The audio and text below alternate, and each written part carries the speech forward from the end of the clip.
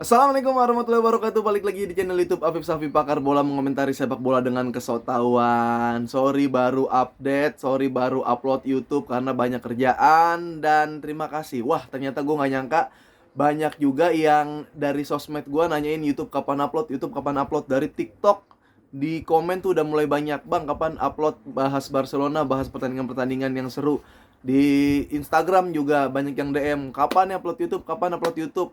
Di Twitter juga, kapan bang upload YouTube Barcelona. Waduh, ternyata gue udah kayak YouTuber beneran. Terima kasih udah udah effort banget buat mau nonton YouTube gue. Berarti lu nggak cuma like dan rame-ramein postingan gue di medsos, tapi juga lu nonton YouTube gue, support channel-channel gue. Gokil, gokil. Lu semua gue doain dalam keadaan sehat, oke? Nah, sebelum kita bahas match pertandingan Barcelona yang dengan mudah mengalahkan Valencia, kayaknya sih kita bahas dulu pertandingan-pertandingan yang seru pekan kemarin. Nah, ada Manchester United yang menang 4-2 lawan Leeds United. Leeds kan pelatihnya Bielsa. Sebelum kita ke pertandingan, kita bahas Bielsa dulu. Banyak yang bilang Bielsa itu legend. Tapi gue nggak tahu parameter legend sebagai pemain, legend sebagai pelatih tuh di apa gitu, yang apa gitu loh bisa dikatakan legend. Karena kalau gue lihat pertandingan untuk meracik strategi, mungkin Bielsa nggak legend-legend amat. Kayak emang MU kalah sama klub-klub besar, Leeds masih tetap kalah. Gue pikir legend yang ini pelatih emang nyentrik gitu, terus taktiknya banyak, filosofi banget, bisa ngalahin tim-tim gede, bisa menyulitkan tim-tim gede. Kayaknya Bielsa enggak, biasa-biasa aja gitu. Mungkin legendnya Bielsa adalah di kisah hidupnya. Kalau lu baca kisah hidup Bielsa, emang keren banget. Dia gurunya Pep, gurunya Pochettino. Bahkan waktu dia jadi awal-awal jadi pelatih, dia itu menemukan Pochettino bukan saat dalam keadaan main bola, tapi lagi belusukan. Dia datang ke rumah orang, terus ketok malam-malam pintu, dia bilang, "Bu, saya lihat kaki anak ibu ini cocok jadi pemain bola. Anak ibu bisa nih jadi pemain bola top." Akhirnya muncullah Pochettino. Ternyata anak itu adalah Pochettino. Terus dia pernah dikepung waktu itu mau ditembakin, tapi dia keluar bawa bom atau bawa apa lah gitu. Lu kalau menembak gua kita mati semua. Jadi kisah-kisah yang kayak gitu mungkin yang bisa dibilang kalau Bielsa adalah legend. Karena kalau dari pertandingan sampai nggak ada polanya kayaknya si Leeds United. Nah, sekarang gini, gue nggak tahu kenapa kemarin gue ngeliat MU menang itu seneng aja. Kenapa ya? Kayak baru ngeliat Arsenal menang gitu, kayak gue udah ngebully orang, gue udah, orang itu kayak udah minta ampun, tapi akhirnya orang itu comeback gitu, comeback stronger gitu. Jadi MU, orang yang bilang Frit, katanya nih Frit nih udah mulai songong lagi gitu, nggak apa-apa lah, kayak Frit udah golin 3, Messi baru golin 2 gitu kan, kayak ya udah nggak apa-apa, itu MU loh gitu, yang songong itu MU gitu. Nah, tapi ya udah, terlepas pertandingan main sih seru lah. Memang maksud gua Bielsa ini bukan pelatih yang konservatif, bukan pelatih yang mainnya pragmatis, bukan pelatih yang nunggu bola. Dia mau lawannya siapapun megang bola. Jadi itulah pertandingan yang seru. Mungkin salah satu butir-butiran legend dari Bielsa itu adalah bisa menyajikan pertandingan yang enak ditonton gitu. Jadi buat MU, selamat buat MU menang lagi akhirnya. Buat fans MU selamat, bisa senang lagi, bisa ngeceng-cengin Arsenal. Karena sekarang MU peringkat 4 ya kalau nggak salah ya. Arsenal masih di bawahnya, tapi Arsenal masih kurang satu jumlah pertandingan. Nah, itu di Liga Inggris. Di Liga, kita ke Liga Spanyol sekarang. Ada, ya gue sih nyangka ya kalau Barcelona itu bisa menang dengan mudah gitu. Sebelum kita ke pembahasan serius, gue mau ngasih tahu kalau ya emang Xavi Ball ini udah mulai kelihatan. Kelihatan karena pemain-pemainnya udah mulai udah mulai fit ya. Tinggal tunggu Braithwaite aja nih, Braithwaite, ya gak? Ansu Fati nggak fit nggak apa-apa lah gitu kan, kita masih punya Adama, masih punya Ferran, masih punya wing-wing yang Gavi kadang bisa ditaruh di wing, Auba bahkan bisa taruh di wing kalau Luke De Jong mau ke tengah. Jadi nggak apa-apa lah gitu. Nah, kemarin gue sempat nge-tweet rame, dan tweet gue tuh diambil sama akun-akun Barcelona yang buat jualan, buat apalah. Gue nge-tweet gini, kita harusnya sih tenang gitu di belakang Barcelona, karena Mingueza ini adalah ya transformasi dari ketenangan Maldini, ketangkasan Carles Puyol, mental Sergio Ramos, umpan Beckenbauer. ketika digabungin jadi satu, jadilah Mingueza.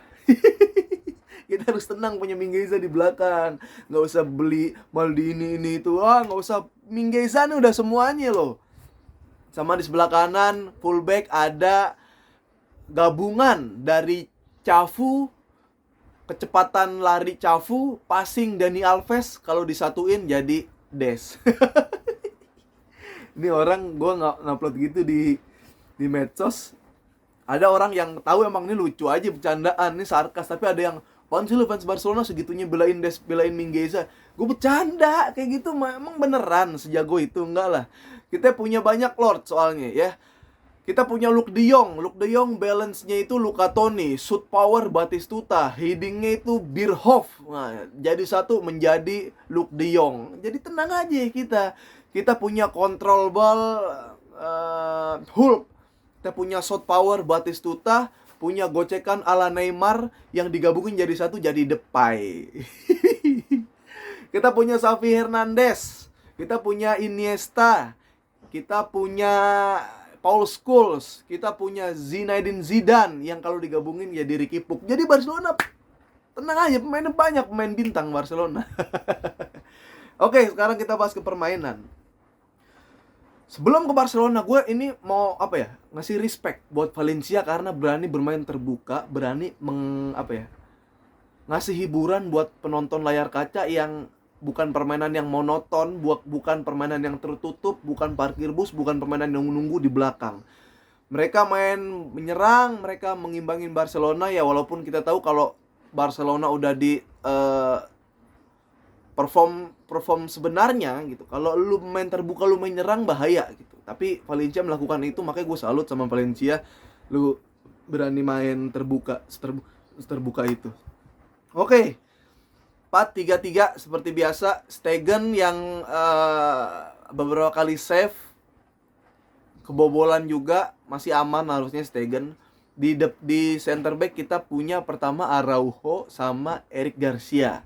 Sebelah kanan Des, sebelah kiri Jordi Alba yang ngasih 2 assist kalau nggak salah. 1 assist dan 1 pre-assist. Oke. Jordi Alba masih main oke. Eric Garcia yang gue bingung nih posisi gimana. Gue udah sering bilang kalau ada libero stopper, ini Garcia nih ya udah bagian gerasak gerusuknya aja nggak apa-apa gitu. Karena di belakang ada Araujo yang tugasnya cuma buat ngambil sekali potong clearance, sekali potong clearance langsung. Eric Garcia yang udak-udak striker. Kadang dia tuh suka bingung, dia majunya kemajuan, Araujo semua yang backup striker musuh dia, yang cover striker musuh dia, yang ngejar-ngejar false-nya juga dia. Jadi gue masih bingung, Eric Garcia nih belum nyatu ya mungkin sama si Barcelona. Kita ke depan dikit. Busquets, De Jong, Gavi. Oke lah, ini porsinya masih oke. Walaupun gol kedua kita lihat ada keterlambatan nutup. Gol kebobolannya itu tetap.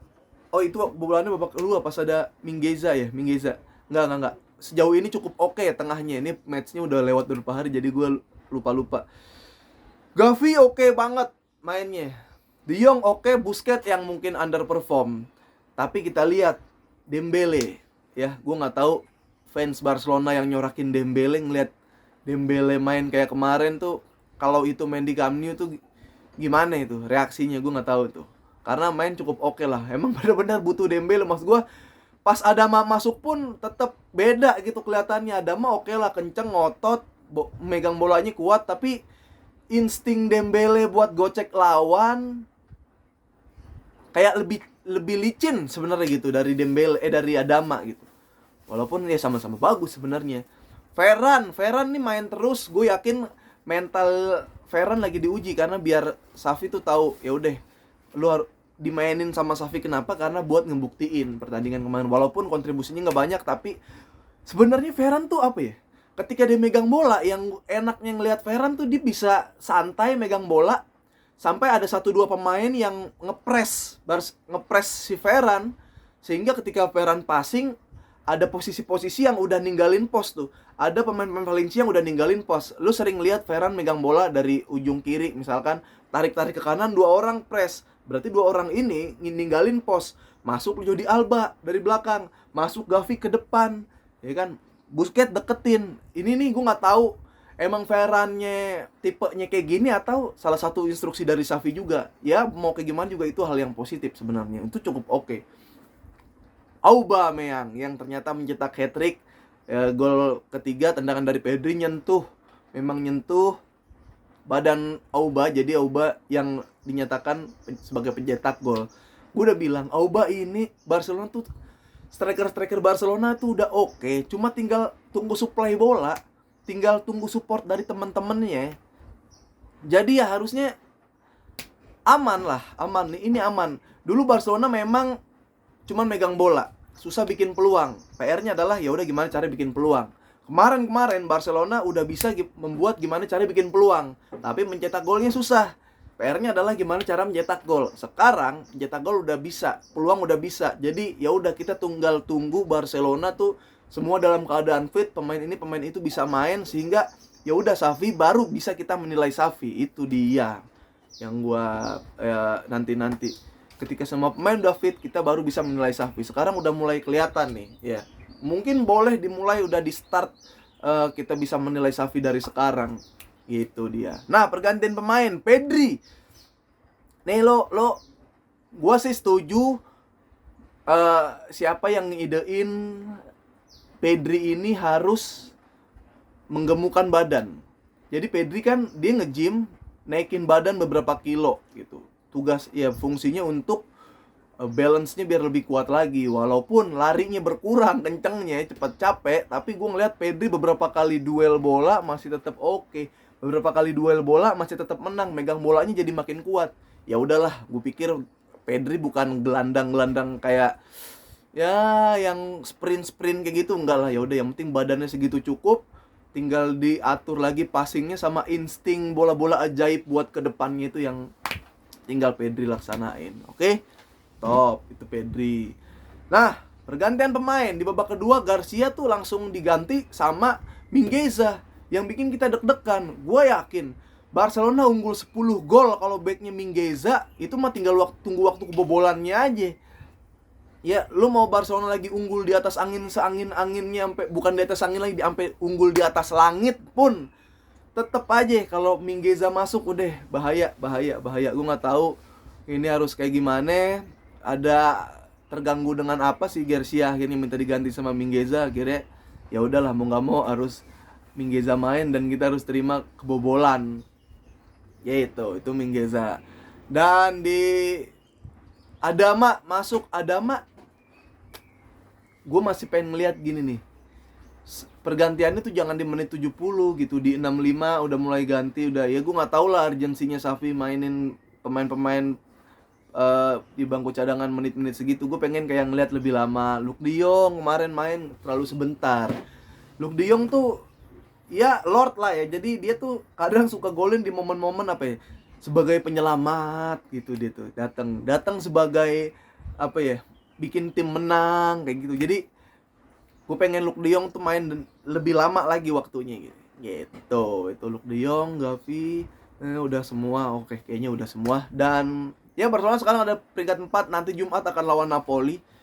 Kita lihat gimana dengan skor 1-1, udah nggak pakai sistem agregat. Berarti kalau 0-0 ya tetap lanjut kalau di Napoli. Kita lihat apa yang dilakukan Xavi dengan Napoli. Ada beberapa meme yang bener-bener pas banget tuh momennya, ke foto ketika Auba ditarik keluar sama Xavi. Ada ekspresi yang kurang enak dari Auba. Gue nggak tahu nih ekspresi beneran atau emang ya lagi keambil kayak begitu aja. Mungkin kalau emang ini beneran, ya gue tahu maksud Xavi biar si Auba itu disimpan buat Jumat nanti. De Jong juga ada raut wajah yang gak enak ketika ditarik sama Xavi. Tapi ya itu mungkin buat Jumat nanti, daripada lu kenapa-napa, Eric Garcia udah hilang, harus Mingueza lagi. Jadi ya udah, kita lihat nanti Jumat. Oke, assalamualaikum. Sampai ketemu lagi di Pakar Bola mengomentari sepak bola dengan kesotawan.